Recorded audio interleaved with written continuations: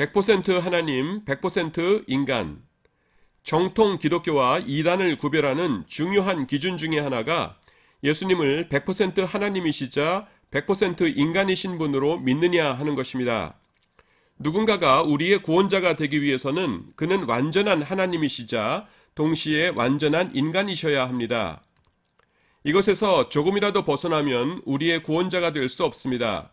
그 이유를 설명해 보겠습니다. 먼저 예수님은 완전한 인간이셔야 합니다. 예수님께서는 인간을 대표해서 우리의 죄값을 대신 치르셨습니다.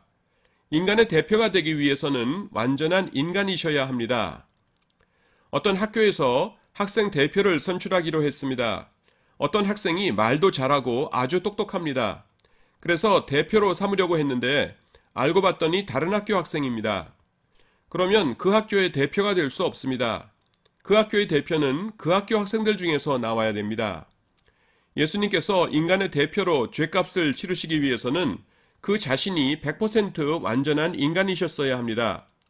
그러므로 예수님이 완전한 인간이셨음을 부인하는 자들은 이단입니다. 둘째로 예수님은 완전한 하나님이셔야 합니다. 이것은 약간의 설명을 필요로 합니다. 이 세상에서 선한 것과 악한 것을 구별할 수 있는 인격적인 존재는 넷밖에 없습니다. 그것은 하나님과 천사와 인간과 사탄 마귀입니다.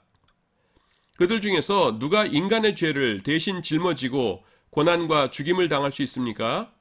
먼저 사탄 마귀는 인간보다 더 악한 존재입니다. 그러므로 그는 인간을 대신하여 죄값을 치를 수 없습니다.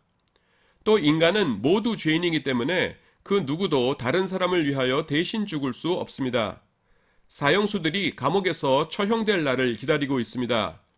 어느 날 사형 집행인이 한 사형수를 끌어내려고 하자 옆에 있던 사람이 집행인에게 애원을 합니다.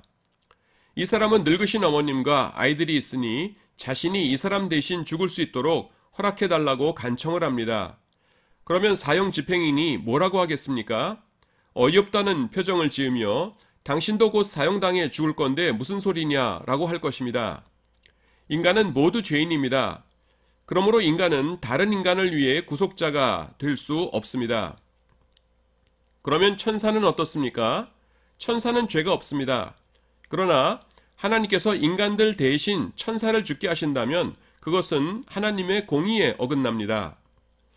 하나님께서 어떤 천사에게 인간 대신 고난을 받고 죽으라고 명령하시면 그 천사는 순종은 할 것입니다. 그러나 그 천사의 마음속에는 불평이 가득할 것입니다.